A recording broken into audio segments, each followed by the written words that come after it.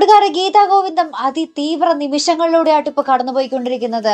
ആരാണ് ആ ഒരു കുഴിയില്? നമ്മുടെ ഭദ്രനല്ലാന്ന് ഏകദേശം അല്ല 100% ഉറപ്പായി. കാരണം ആ ഒരു ബോഡി നോക്കുമ്പോൾ നമ്മുടെ ഗീതുവിന്റെയും ഗോവിന്ദിന്റെയും രാധികാമ്മയുടെയും അരുണിന്റെയും മുഖഭാവം കാണിക്കുന്നുണ്ട്. അതിൽ ആരാണെന്ന് കാണിക്കുന്നില്ല, പക്ഷെ ഇവരുടെ മുഖഭാവം കാണിക്കുന്നുണ്ട്. അതിൽ നിന്ന് നമുക്ക് വ്യക്തമാണ് ഭദ്രനല്ല, മറിച്ച് വേറെ ആരോയാണ്. ആരായിരിക്കും കൊല്ലപ്പെട്ടത്? കിഷോർ ആയിരിക്കുമോ? കിഷോർ ആകാൻ തന്നെയാണ് കുറെ സാധ്യതയും. കുറെ പ്രേക്ഷകരും ഇത് കണ്ടിട്ട് സോഷ്യൽ മീഡിയയിൽ മിക്കവരും കമന്റ് ചെയ്തതും കിഷോർ ആണെന്ന് തന്നെയായിരുന്നു. അപ്പൊ ഇതിന് പിന്നിൽ ആരാണ് കിഷോറിനെ കൊന്ന് അവിടെ ഇട്ടത്? നമ്മുടെ അനാർക്കലി ആണോ, അല്ലെങ്കിൽ അജാസ് ആണോ? അതും കുറെ ക്വസ്റ്റ്യനുകൾ ഉണ്ട് കേട്ടോ. ഇതിൽ രണ്ടുപേരിൽ ആരെങ്കിലും തന്നെ ആയിരിക്കും. കാരണം രാധികയ്ക്ക് നമ്മുടെ ഭദ്രനെ കൊന്ന് അവിടെ കുഴിച്ചു മൂടിയിട്ട് പോയ ഒരു അറിവ് മാത്രമേ ഉള്ളൂ. പിന്നാലെ നമ്മുടെ അനാർക്കലിയും അവിടെ ഉണ്ടായി.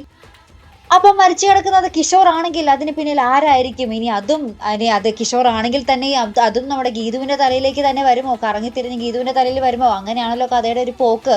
എന്തായാലും ഇപ്പൊ കഥ ഭയങ്കരമായിട്ട് സ്ലോ ആയിട്ടുമുണ്ട്. ഈ ഭയങ്കരമായിട്ടുള്ള ഒരു തീവ്രതയേറെ നിമിഷങ്ങളായതുകൊണ്ട് അവർ കുറച്ച് പ്രേക്ഷകരൊക്കെ സഹിച്ച് കണ്ടോട്ടെ എന്ന് വിചാരിച്ചിട്ടാണോ എന്നറിയില്ല. ഭയങ്കരമായിട്ട് കഥ സ്ലോ ആയിട്ടുണ്ട്. കുറച്ചും കൂടെ ഒന്ന് സ്പീഡായാലും ഗീതാ ഗോവിന്ദം പൊളിക്കും. എന്നുവെച്ചാൽ അമ്മാതിരി ട്വിസ്റ്റുകളാണ് ഇനി വരാൻ പോകുന്നത്. ഭദ്രൻ എവിടെയെന്നുള്ളൊരു ചോദ്യം കൂടി ഉണ്ട്. ഇനി ഭദ്രനെ ആര് കടത്തി, ആര് രക്ഷിച്ചു? ഇനി ഭദ്രൻ ജീവനോടെ തന്നെ ഉണ്ടോ ഇല്ലയോ? ഭദ്രൻ ആരുടെ കസ്റ്റഡിയിലാണ് എന്നുള്ളൊരു ചോദ്യങ്ങൾക്ക് നമുക്ക് ഉത്തരം കിട്ടേണ്ടതുണ്ട് കേട്ടോ. അപ്പോൾ നമ്മളൊക്കെ ആകാംക്ഷയോടെ കാത്തിരിക്കുന്ന നിമിഷങ്ങൾ തന്നെയാട്ടോ നമ്മുടെ ഗീതാ ഗോവിന്ദത്തിൽ ഇനി വരാൻ പോകുന്നത്. അപ്പൊ എന്തായാലും നമുക്ക് മറക്കാതെ കാത്തിരുന്ന് കാണാം. അപ്പൊ ഇതുപോലെ പ്രൊമോ റിവ്യൂസിനും എപ്പിസോഡ് റിവ്യൂസിനും ഒക്കെ നിങ്ങൾ മറക്കാതെ ചാനൽ സബ്സ്ക്രൈബ് ചെയ്യുക. അടുത്തൊരു വീഡിയോയുമായി വരുന്നത് വരയ്ക്കും ഗുഡ് ബൈ.